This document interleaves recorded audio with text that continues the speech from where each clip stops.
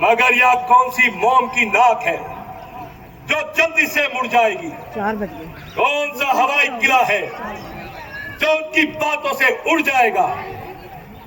अब तो अच्छी तरह हाथ दिखाऊंगा और लंका पर चढ़ाई करने का मजा चखाऊंगा।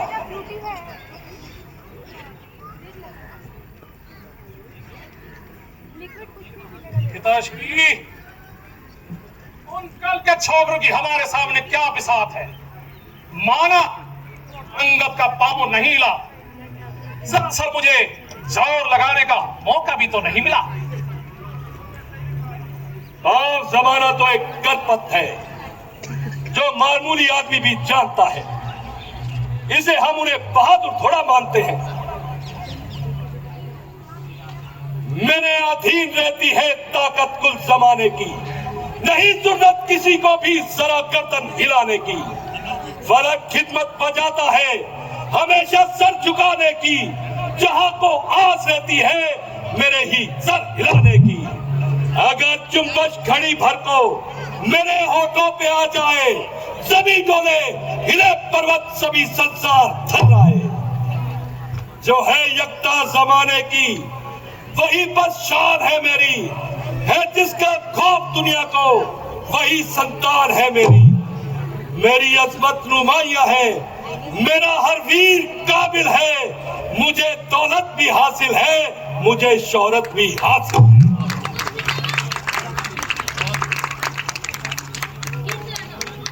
पुत्र लंकेश, तुमने अंगद के संधि प्रस्ताव को ठुकराकर अच्छा नहीं किया है वत्स। खैर, अभी कुछ बिगड़ा नहीं, बाजी अभी तुम्हारे हाथ में है। तुम चाहो पुत्र तो युद्ध टल सकता है, माहौल बदल सकता है। तुम जिस रक्तपात की तैयारी कर रहे हो पुत्र, उसे रोक लो पुत्र, उसे रोक लो। बहुत बढ़िया। ये तो वीरों की रणक्रीड़ा है नाना जी। अस्त्रों के घर में पड़े हुए अस्त्र शस्त्र जंग खा रहे थे। इसी बहाने उन पर धार लगाने की और पैना करने का वक्त आ गया है। आंखें बंद कर लेने से अंधेरा नहीं हो जाता। तुम बखूबी जानते हो कि महादानवी तारका, सुबाहु और माली जैसे मायावी राक्षस राम के हाथों मारे गए।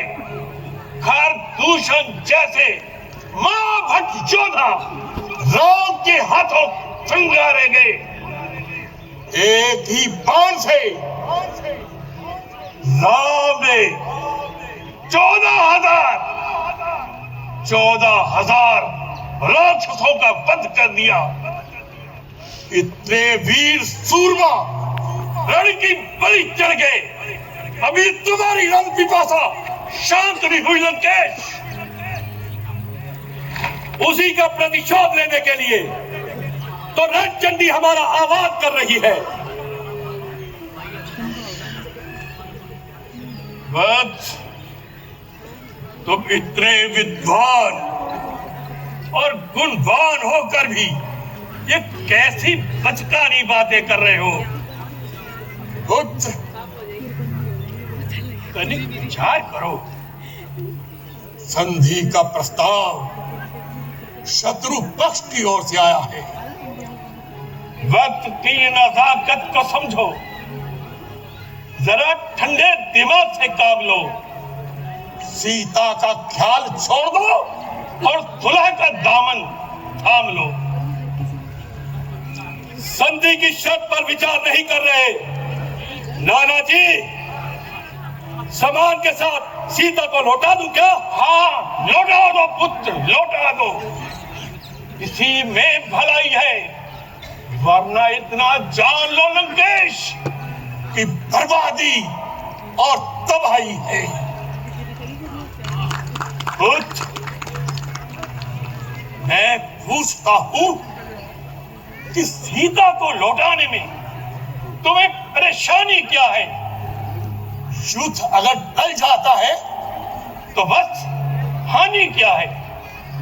हानि हानि ही हानि है। आकाश में फहराते हुए रावण के झंडे लंच करेंगे लंच। धज्जियां बनकर धूल में मिल जाएंगे। दसों दिशाएं हमारे नाम पर थूकेंगी। सिंह के साथ बनकर सीता को उठाकर लाया था और सिंगार बनकर भयभीत होकर उसे वापस लौटा दूं। इसी प्रस्ताव को मानना ही हमारी पराजय है। भूत, तुम धर्म का साथ छोड़ बैठे हो। अरे तुम तो सच्चाई से भी मुंह मोड़ बैठे हो। तुम दिग्विजयी हो वत्स, दिग्विजयी हो, परंतु दिग्विजय के वास्ते तुमने अधर्म का मार्ग चुना है, पाप का रास्ता अपनाया है, बड़ा घिनौना कृत्य किया है जो तू जगदम्बा को हर लाया है। याद रखो वत्स, याद रखो, धर्म धर्म सदा जीतता है और हमेशा अधर्म की पराजय होती है। अब यदि युद्ध हुआ तो विजय विजय उनकी होगी पुत्र।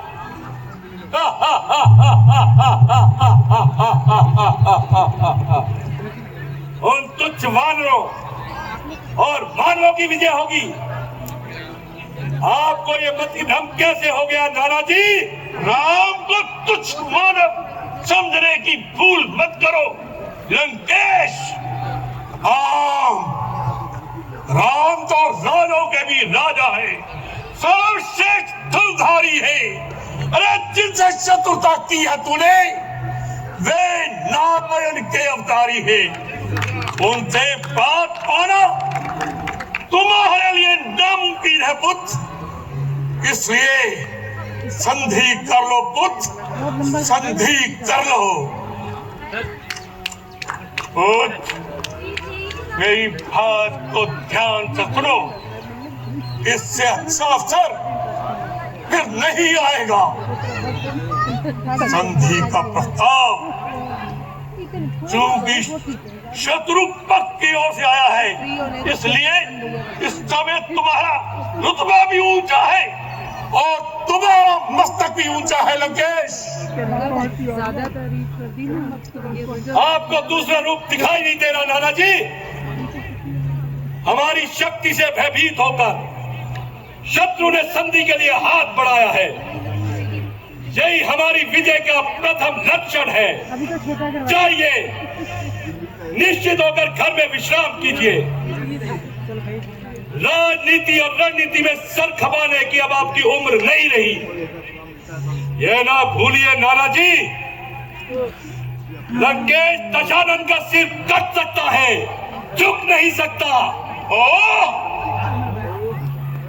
मेरे हठी और अहंकारी पुत्र,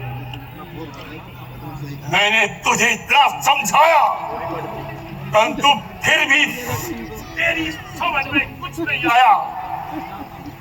मैं जानता हूं पुत्र कि तुम्हारे पास ताकत है, शौहरत है, दौलत और दिलेरी है, जिससे खौफ खाती है दुनिया, व्यवस्था भी तेरी है। पर किया गुनाह जो तूने नहीं कही उसकी माफी है।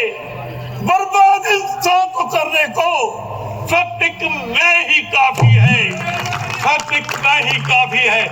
और यही में तुझे ले डूबेगी मत, ले डूबेगी, ले डूबेगी। किंचित मात्र भी परवाह नहीं, मैं स्वयं ही मैदान जंग में जाता हूं, रोज रोज का झगड़ा ही मिटाता हूं। नाना जी, जीना अच्छी बात है, परंतु जो अपनी आन को बेच कर जीते हैं वीरांगनाओं की भांति, उनका कोई आदर नहीं करता। मृत्यु तो एक दिन अवश्य आनी है, परंतु जो कायर होते हैं वो मृत्यु के आने से पहले कई बार मर जाते हैं, जो जीवन के अंतिम दिन तक अपना मस्तक किसी के आगे झुकने नहीं देता, जो वीरों की भांति लड़ते हुए मर जाए, उसके जीने में भी शान है, उसके मरने में भी शान है।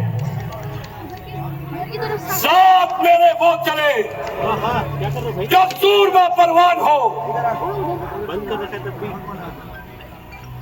जिसको अपनी वीरता पर पूरा मान हो, मौत से डरता न हो, सदाए कौमियान को, और वो बैठा रहे जिसको प्यारी जान हो। मैं भरोसा गैर की इमदाद का करता नहीं, जिसका अपने बाजू पर मुझे इतना अभिमान है। मैं ये देखूंगा मुकाबिल मेरे आगे जो भी है, दिलो दंदर कसने काबिल, जलवे वो किस तरह, जान अपनी सामने आकर बचाए किस तरह, जाओ अपने खून से उनको बचाए किस तरह। नाक में दम करके मैं नाकों चले चबा दूंगा और देखूंगा कि ताकत किसकी है उतने करे। जाओ अब मेरे अगले हुक्म के लिए दरबार को बर्खास्त करो, मेरे अगले हुक्म का इंतजार करो।